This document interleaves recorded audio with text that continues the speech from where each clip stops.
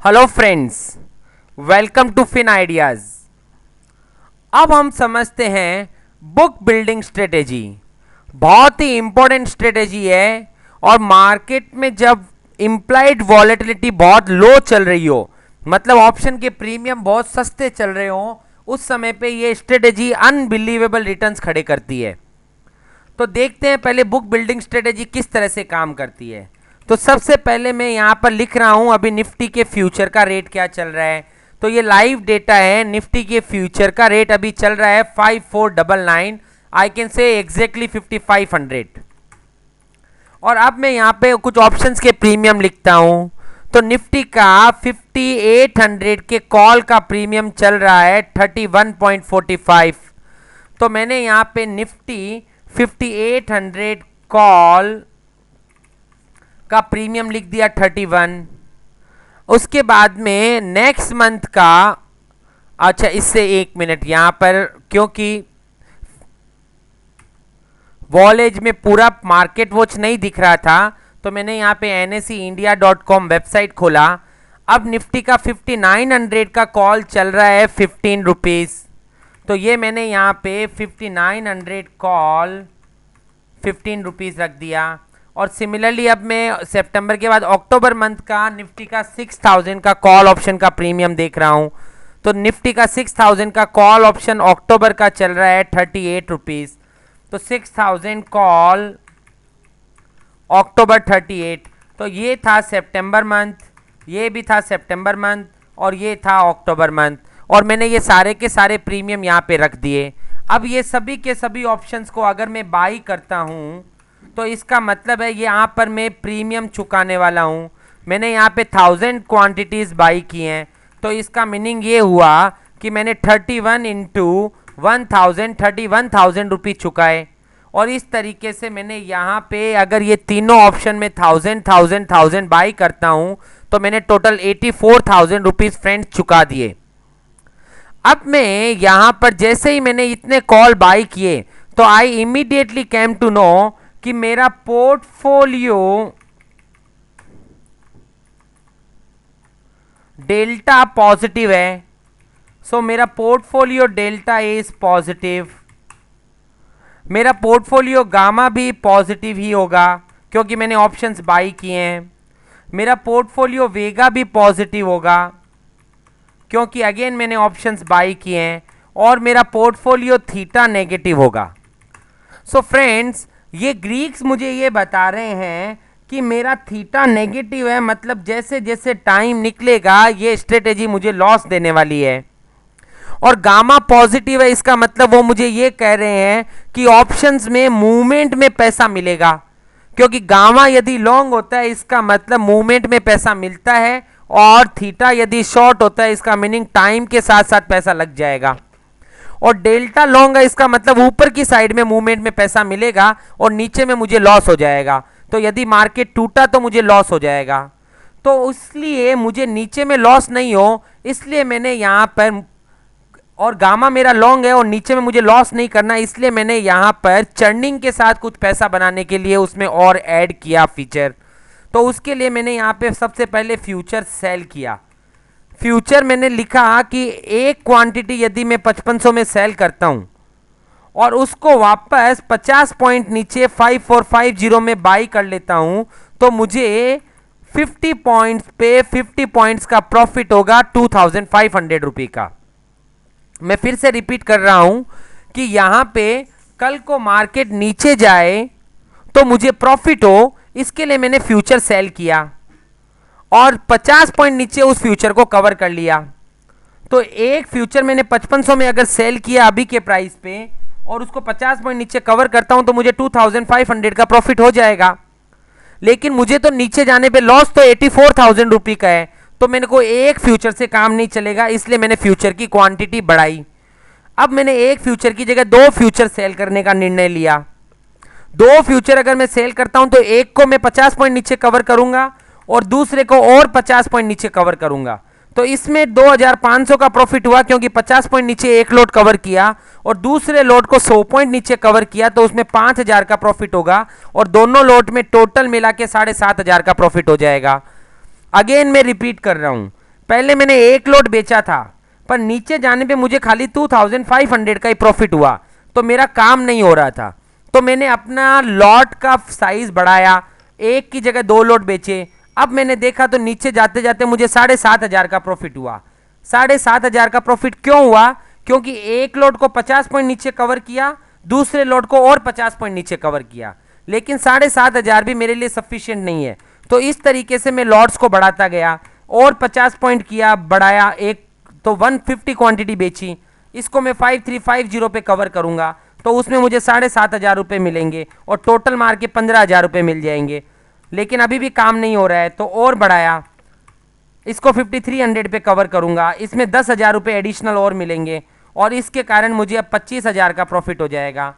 और एक और बढ़ाया तो उसके कारण मुझे अब 37,500 का प्रॉफिट हो जाएगा यदि मार्केट नीचे ही नीचे गया तो। और एक और बढ़ाया तो उसके कारण मुझे 15,000 का एडिशनल प्रॉफिट और होगा और मेरा प्रॉफिट 52,500 तक पहुंच जाएगा। तो अब और एक फाइनली एक बार और बढ़ाता हूं और 5150 किया, इसमें मुझे 17,500 रुपये मिलेंगे। तो अब इनडायरेक्टली नीचे जाते जाते मुझे 70,000 रुपये का प्रॉफिट हो जाएगा। और यहाँ पे मैंने टोटल 350 फ्यूचर बेचे। तो फ्रेंड्स, मैंने 350 फ्यूचर किस हिसाब से बेचे हैं? मेरे को लगभग 84,000 का लॉस था, उसका लगभग 75-80% 70,000 रुपये जितना मुझे लॉस कवर करना था।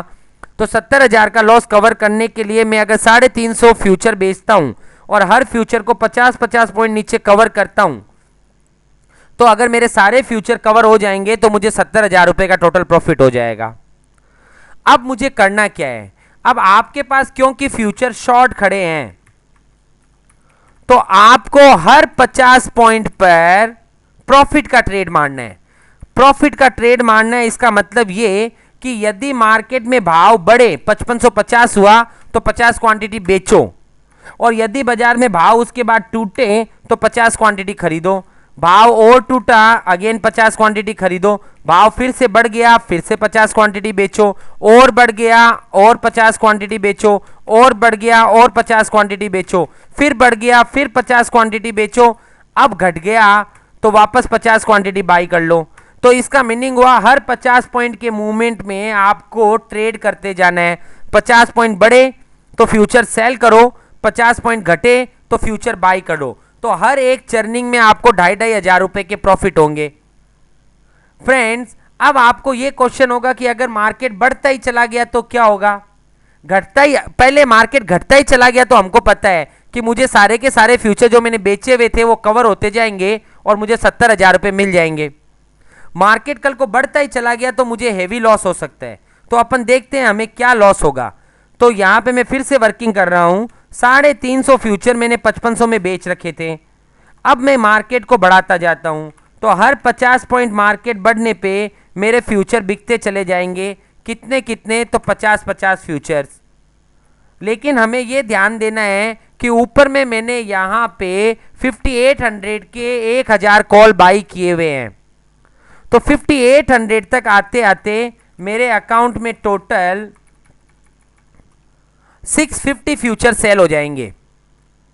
और ये लेवल है जहां पे मुझे मैक्सिमम लॉस होना चाहिए, क्योंकि मार्क 56 के बाद में, 5800 के बाद में यदि मार्केट बढ़ेगा तो ये 650 फ्यूचर लॉस करेंगे, पर उसके साथ साथ में ये 1000 ऑप्शन बाई किए हुए प्रॉफिट करना शुरू कर देंगे।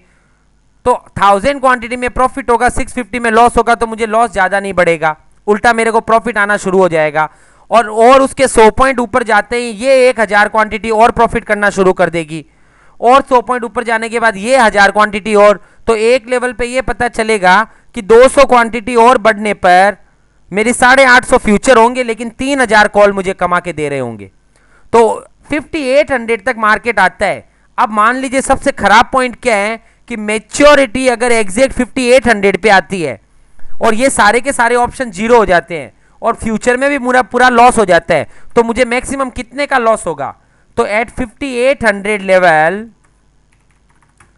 इस ऑप्शन में मुझे 300 पॉइंट का लॉस होगा इस फ्यूचर में, फिर 250 पॉइंट का होगा इस फ्यूचर में, फिर 200 पॉइंट का होगा इस फ्यूचर में, इसमें 150 का। अब यहां पे आपने 350 क्वांटिटी बेच रखी थी, उसमें 300 पॉइंट का लॉस मतलब 1,05,000 का लॉस हुआ। तो इस तरीके से मैंने सब फ्यूचर का लॉस गिन लिया।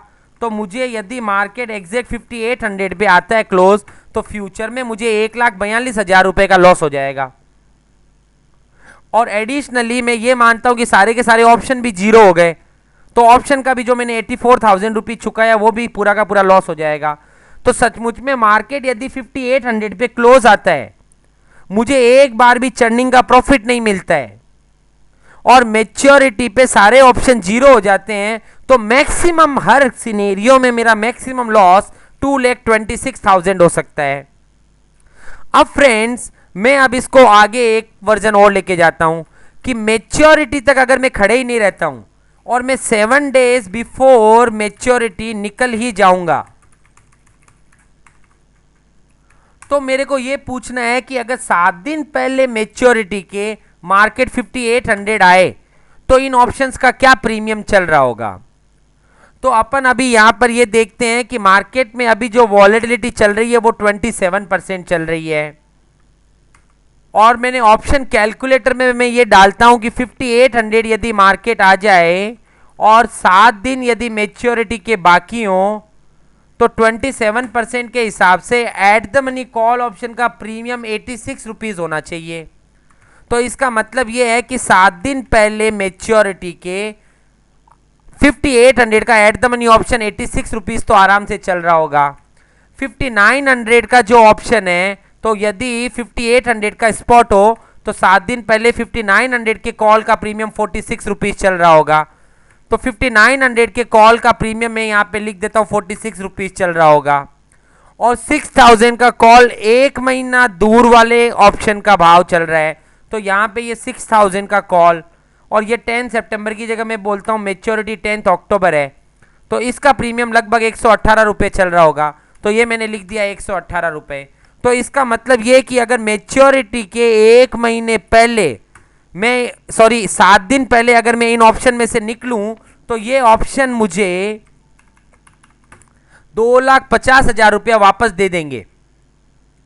उसका इनडायरेक्ट मीनिंग ये है कि मेरे को यदि एक बार भी फ्यूचर में चर्निंग नहीं हो और सारे के सारे ऑप्शन 7 दिन पहले अगर मैं खराब से खराब पॉइंट जो 5800 वहां निकालूं, तो मुझे मैक्सिमम 2,50,000 रुपये मिलेंगे। 2,26,000 का लॉस होने वाला था, तो अभी भी मैं कुछ ना कुछ प्रॉफिट में ही हूं। यहां पे मैंने एजम्पशन यही लिया है कि ये वॉलेटिलिटी जो अभी चल रही है वही चल रही होगी मेच्योरिटी के 7 दिन पहले, लेकिन रियल में वो मेच्योरिटी कम या ज़्यादा हो सकती है। तो फ्रेंड्स उसके हिसाब से आपको रिस्क थोड़ा लेकर के चलना पड़ेगा। अब आप ये समझिएगा कि ये तो मैंने सबसे एडवर्स सीन लिया कि मार्केट धीमे धीमे बढ़ता ही चला गया, एक बार भी रिवर्स ही नहीं आया। अब जितनी बार मार्केट ऊपर नीचे होगा तो वो चर्निंग का प्रॉफिट भी आपको ही मिलने वाला है। और साथ में अब हर महीने में अगर आज मैं मार्केट को 5500 छोड़ता हूं और कल अचानक मार्केट गैप डाउन खुलता है, तो गैप डाउन खुल करके मार्केट सपोज 5300 खुला, आपको प्रॉफिट होगा, क्योंकि जो फ्यूचर आपको 5450 में बाई करना था 5300 में बाई होगा, जो फ्यूचर 5400 में बाई करना था 5300 में बाई होगा, जो फ्यूचर 5350 में बाई करना था 5300 में बाई होगा, और 5300 वाला फ्यूचर तो 5300 में बाई हो गई। तो इसका मतलब मार्केट यदि गैप डाउन खोलता है तो आपको प्रॉफिट होने वाला है। सिंपली उसी तरीके से मार्केट यदि 5500 था, अगले दिन मार्केट गैप अप खुलता है, अगेन आपको प्रॉफिट है।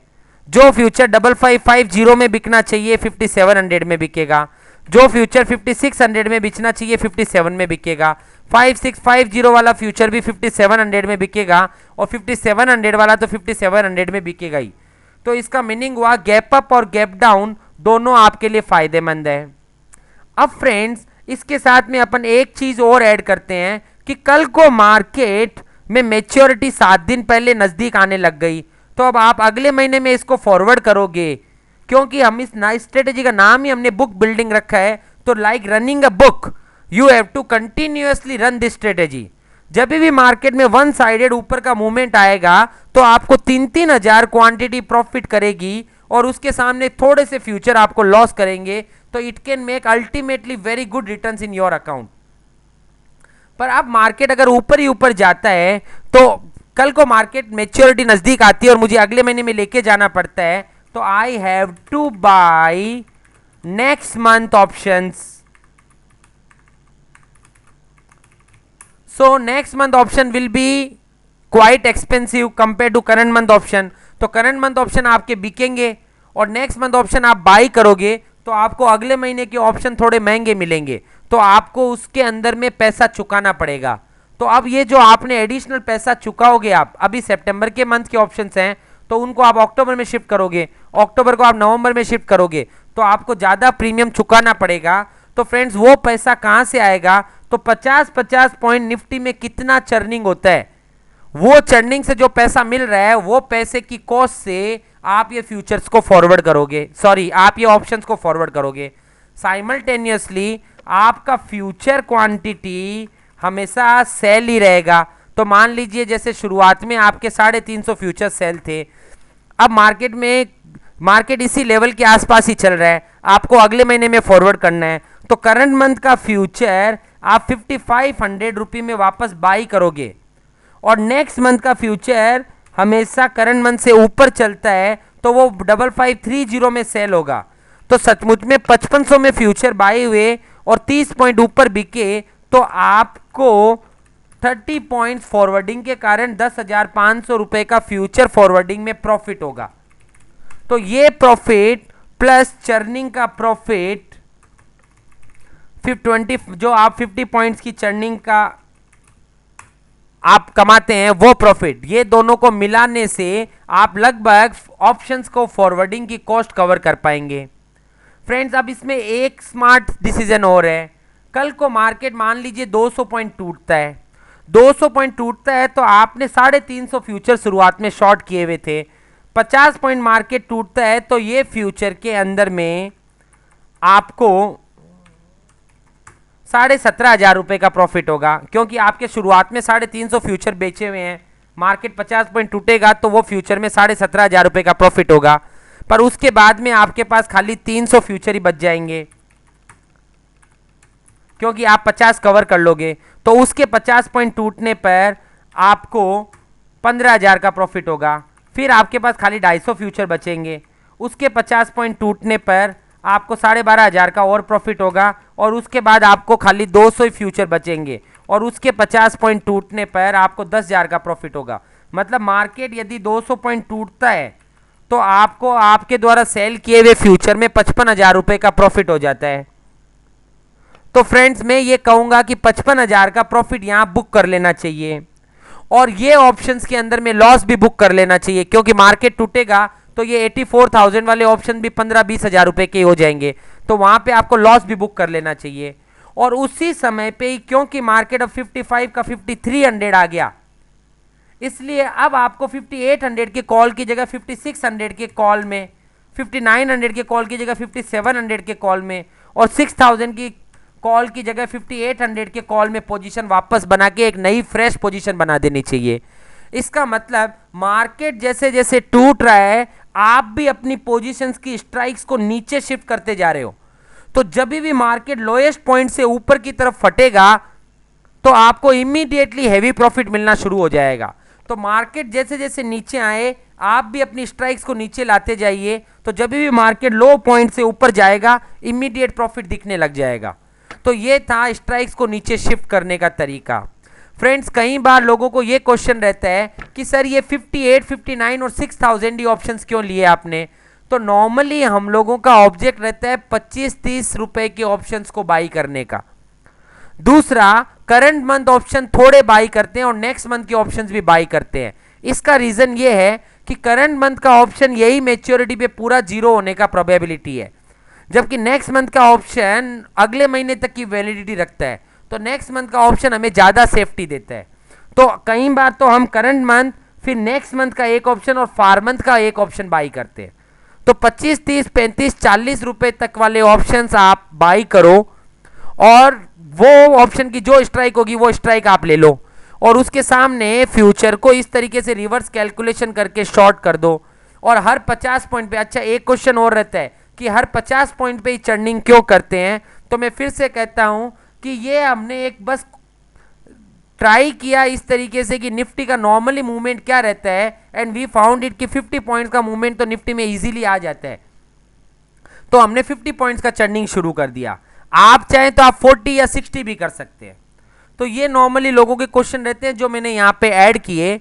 अब दूसरा पॉइंट ये रहता है कि सचमुच में किसी का मार्जिन कैपेसिटी 10 लाख रुपए का हो, मतलब इन्वेस्टमेंट कैपेसिटी, और रिस्क टेकिंग कैपेसिटी हो 3 लाख रुपए के आसपास का, उन लोगों को ये स्ट्रेटेजी में काम करना चाहिए। कभी खराब से खराब समय में ये आपको 2 लाख रुपए 2.5 लाख रुपए तक का लॉस दिखा भी सकता है। तो जिसका रिस्क एपेटाइट एकदम हेवी हो उनको ये काम करना चाहिए। पर मैं वापस ये चीज को लिंक करना चाहता हूं कि ये एक आर्टिफिशियल स्ट्रेटेजी है जो हमने बनाई, पर मेरे को आपको इंपॉर्टेंस ये दिखाना है कि बिना ग्रीक्स की अंडरस्टैंडिंग के हम ये स्ट्रेटेजी को कभी बना ही नहीं सकते थे। वो ग्रीक्स ही थे जो हमें बता रहे थे कि तुम टाइम का पैसा पे कर रहे हो तो तुम्हें टाइम के अंदर में चर्निंग करके कुछ कमाने का कोशिश करना चाहिए, अदरवाइज मार्केट बहुत हेवी मूवमेंट देख करके वापस उसी जगह पे आ गया तो तुम्हें टाइम का पूरा लॉस हो जाएगा और पैसा कुछ भी नहीं मिलेगा। तो ये ग्रीक्स है जो हमें इंडिकेट करते हैं। फ्यूचर क्यों सेल किया, तो ये डेल्टा बता रहा था कि मैं ऑलरेडी पॉजिटिव हूं, तो ऊपर जाने पे तो मैं वैसे ही प्रॉफिट करने वाला हूं, नीचे में मैं लॉस करने वाला हूं, इसलिए फ्यूचर को शुरुआत में सेल ही करो ताकि नीचे जाए तो तुमको वहां प्रॉफिट मिल जाए। तो ग्रीक्स एक ऐसी चीज है जो हमको पूरे के पूरे पोर्टफोलियो का एक इंडिकेशन देती है कि मार्केट में टाइम के चेंज होने से हमें क्या इंपैक्ट आएगा, वॉलेटिलिटी के चेंज होने से क्या इंपैक्ट आएगा, प्राइस के चेंज होने से क्या इंपैक्ट आएगा, मूवमेंट बढ़ गया या घट गया तो क्या इंपैक्ट आएगा। उससे हम अपनी स्ट्रेटेजीज को अच्छे से कंट्रोल कर सकते हैं। तो ये थी पूरी book building strategy. I hope कि आपने इसे अच्छे से समझा है। I will request you to repeat this video again, फिर से उसे एक बार सुनिए ताकि आपको ये और ज़्यादा अच्छे से समझ में आ सके। Thank you.